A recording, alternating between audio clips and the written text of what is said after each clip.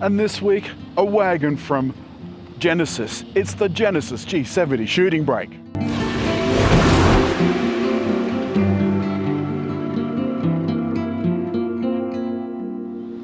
Now you're probably wondering why I bought you a wagon.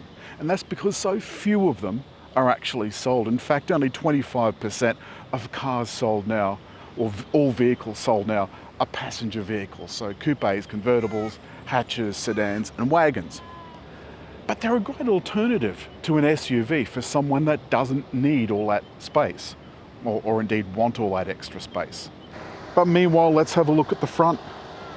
Quad LED headlights, and you can tell this is a G70 because the number plate says so. For those that think this looks like a Bentley badge, I agree with you.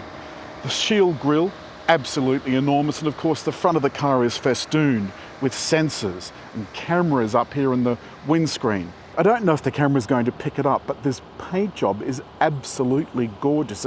It's shimmering, it's glistening, and there looks like there's about 55 layers.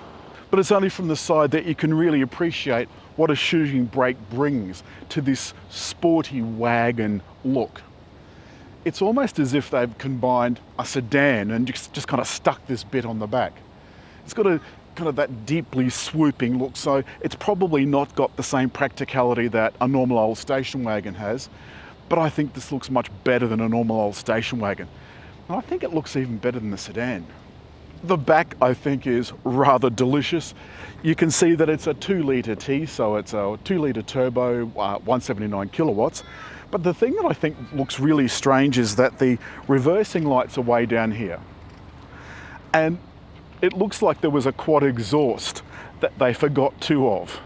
You know, there you go. The opening button is just here. Like that. And like all Hyundai Group cars, which Genesis is part of, as is Kia, if you've got the key in your pocket and you stand here long enough, it'll open by itself, a feature you can turn off. The boot isn't huge, but by the same token, nor is it small, and there is a space saver spare. The parcel cover is in two parts, half of it here, half of it there. It is hard and also offers a little bit of sound deadening. And this button gives you the option of closing or closing and locking, which is a great idea. It means you don't have to schlep around the side just in case you've not locked all the doors. Space in the back is tight. Not gonna lie, there's not a lot of room here. Though at least on this side, if I do want to, I can slide that seat forward. I've also got seat heating. Most of all, I love these red seat belts. It really makes this thing look quite sporty, as does this gorgeous quilted upholstery. In the back, there's a couple of vents and some power outlets for USB. The front is a little bit of a different kettle of fish. There's a nice big heads-up display. There's plenty of room here, of course. It's got easy access, so when I jump in, the seat slides forward. Now, along the top, we've got some direct select buttons for media, radio, navigation, and map, and so forth. The thing about that is it's got this kind of metallized plastic finish, which I'm not overly fussed on.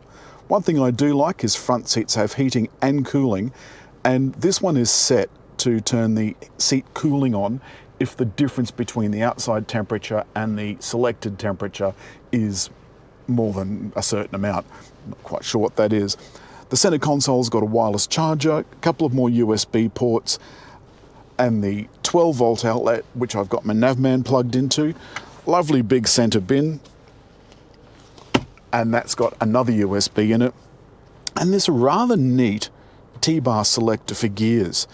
And behind that is the drive mode selector, and that's got one setting called Sports Plus, which turns off the traction control. I'm not going to be trying that. One of the other important things is, one of the most important things I think for your communication system is that this is a touch screen. That's the only method of input. There's no voice control. The only voice control that you've got is with Siri or Android Auto, whatever the Android Auto command is. And you can only get those commands by plugging in.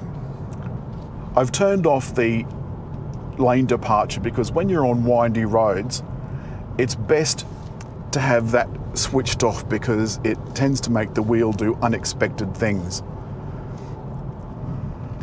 The seating position, the driving position, really is rather nice. Very low down. The handling is fabulous. This is just relying on good old-fashioned sensible tuning.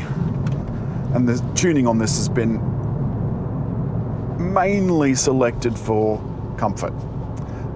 So I noticed on the way up, there are a couple of little dippy corners and you kind of dip down into those. The recovery is great, but you still have to watch yourself. The interior of the front, I think, is a triumph. It's simple, it's sporty, it's soft, the red stitching is a nice touch. And I think that's what Genesis is. I think it's a very classy brand. It's in direct competition, so it says, with the German brands, Mercedes, Audi, BMW. We're at 80 now, about to enter the highway. I'm going to put it back into sport mode again. And when I do the transmission drop down a gear, the seats hugged me even tighter because the bolsters at the side grab your love handles. Feels very strange. And the dash changes, so it gives you a sportier readout. My watch has just told me I'm about to turn, and I was using the inbuilt navigation to see what that was like. And it does show up here on the heads-up display. In some brands, the Apple Maps does too, but this one doesn't, which is a bit of a shame. I really do like that sound. It has that little bit of a 60s sports car burble. Oh, this is just wonderful. Lovely, big, long, sweeping left hand, 360-degree, just about. It's $1,000 under $80,000, so $79,000, which is a fair whack of cash. They were very proud to tell me that it sold more than another well-known sports car brand last month. Now that we're on the highway, I'm just going to turn on. So I've turned on the lane control, cruise control for 110. Now, one thing I noticed when I had a truck behind me before, on this big shiny silver bumper, I could see this putting on the brakes as we were going down a hill.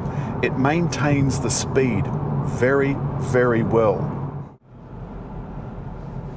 We're just about to drive into the North Connex tunnel, so I'm going to activate my cruise control again because there's speed cameras all through this place. Absolutely mad. So the lights have come on, the headlights have come on, the dashboard dimmed, and you can see how lovely this looks at night. You can see the controls are easily viewable.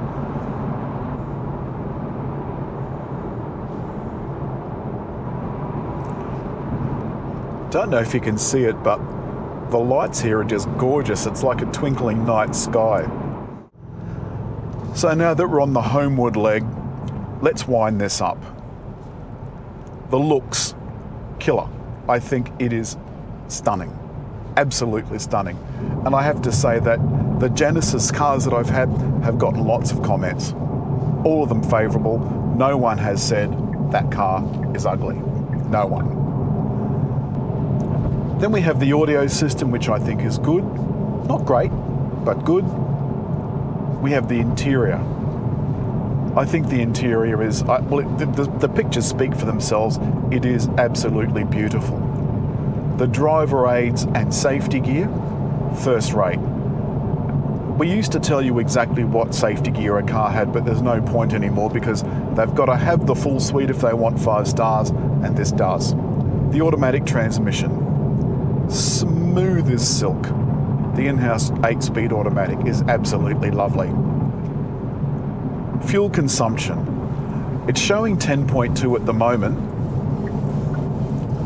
The question remains, would I buy a Genesis? And the answer is, yes, I would. That's it from the Genesis G70 Shooting Brake. I think it's a great alternative to an SUV.